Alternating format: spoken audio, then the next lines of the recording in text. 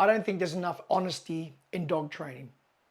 And in this video, I'm going to be completely honest with you regarding training equipment on your dog. I'm going to give you the pros and cons of 3 different types of equipment. I'm not going to be biased. I'm going to give you my feedback of what I've learned as a trainer over the years, the pros and cons of this equipment. Let's get started. We're going to talk about the body harness. So whether it's a front pull or a clip on the back, we're going to talk in general about the harness. And each piece of this equipment, I'm going to go through a list of pros and cons of each one. Now, there may be some things that I leave out. You may think of other ideas. These are just my ideas of what I've learned over the years and give you my feedback. First one with the body harness. Let's go through the pros. Can be comfortable. When I say can be comfortable, they aren't all comfortable. Some of them slip up high, some of them are across the throat, some of them are too tight and so forth. Can be comfortable. So fitted right, yes, they are a comfortable piece of equipment. Publicly accepted. So most people have no problem with a harness on your dog. And a lot of people want to be accepted. They don't want to be judged. Easy one. It allows freedom of movement for the dog. They can turn left, turn right, pull forward, go backwards. They can move around comfortably. That's the pros for me. And maybe you think of some others, but for me, that's the pros. The cons. They are a terrible steering wheel. And each piece of equipment here, I'm going to judge the ability as a steering wheel. What I mean by that is how good can you drive your dog? How good can you steer your dog around? A body harness is not a very good steering wheel for your dog. If they want to go left, right, forward, back, it's hard to manipulate where they go, especially if it's clipped onto the back. They can come off easily. The videos you see of harnesses, a lot of them are the dogs going forward. But there's many dogs that learn to go backwards, fold their shoulders in, the harness slips off. That is not all harnesses, but some of them. They can come off easily. A poorly fitted harness can cause chafing under the arms, and they can actually restrict the growth of a dog. Now, this would have to be on the dog a lot, have to be very tight, don't get me wrong. I'm not saying every harness is going to affect the growth of your dog, but they can. If you walk a dog on them all the time for a long time and they're way too tight on a young dog, it definitely can. And they are terrible in what I call the what if moment. I often talk about the what if moment. If things go wrong, what if your training doesn't work, your voice doesn't work, your food doesn't work? Can you control your dog in a harness very well? No, they are terrible in that moment. If the dog chooses not to listen, they are not a good piece of equipment. Now, there is more pros I'm sure people think of and more cons. I guarantee you haven't thought of all of them, but these are a few that I've thought of. So that's the pros and cons for me for a body harness. It's short and sweet. I don't use them very often. I'm not a big fan of them, but that doesn't mean they're not a good training tool on a well-trained dog. They are not great on a dog that is not well trained. If you have a highly trained dog, I'm sure they're a great piece of equipment. I'm not going to elaborate any more on the body harness. That's my pros and cons. A head harness, or people call them a Halti, that is a brand of a head harness. There is Easy Walk, there is Head Halti, there's many different brands. They're the ones that go over the muzzle of your dog. Okay, the pros. They take the power away from your dog. It's very hard for a dog to pull on one of these because they lead through the head. It is hard for them to pull and get going forward. They are a reasonably good steering wheel. They're a pretty good way to steer a dog because the control is up the front. Basically on a dog, the further down the back of the dog, the less control you have of the dog if they choose not to listen to you. So because these are on a muzzle, they're a pretty good steering wheel on your dog. Next one, they don't require a high level of skill to use once your dog is used to them. They fairly do the work for themselves. The Head Halti does the job. You just have to get your dog used to it. So they don't take a lot of skill, but they do have to be conditioned onto the dog, and that comes to the cons, but I'll get to that. They can be good in the what if moment. Things go wrong. Not the best, but they're not too bad in the what if moment, especially if a dog lunges at your dog and you have to pull your dog away to save them, to not be hurt. They are going to work well in that moment because you're controlling the head of your dog rather than the body of your dog. So they're pretty good in that what if moment. The cons, they can irritate the dog.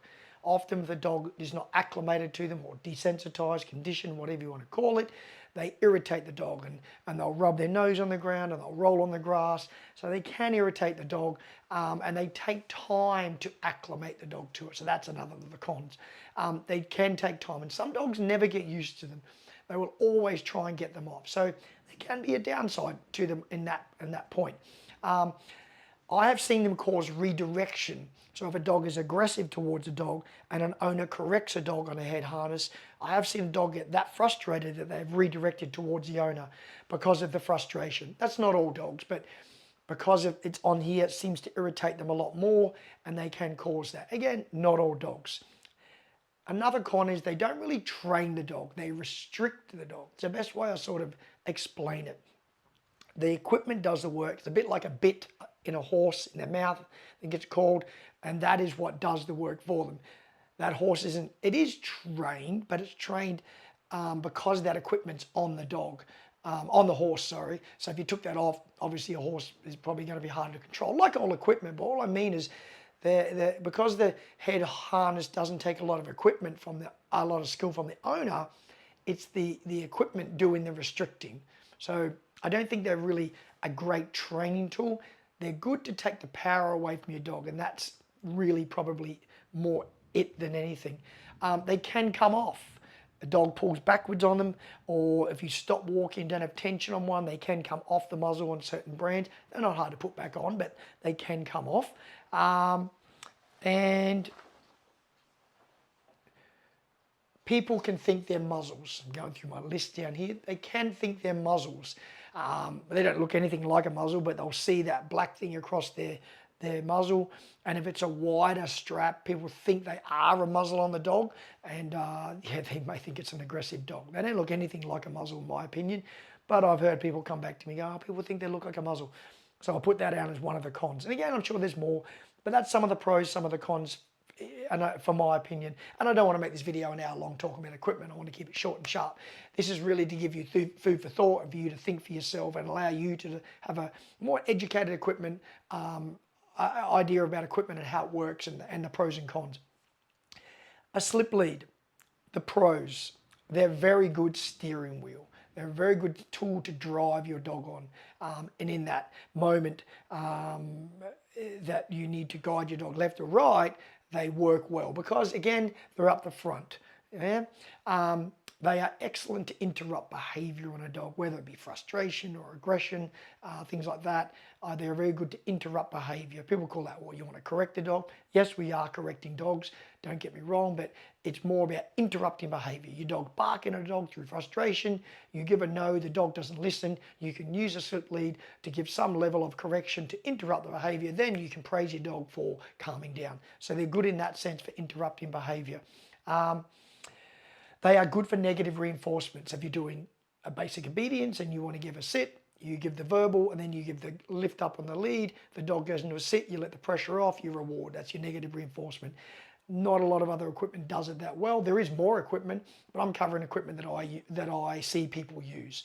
So they're good in the way of negative reinforcement for teaching dogs.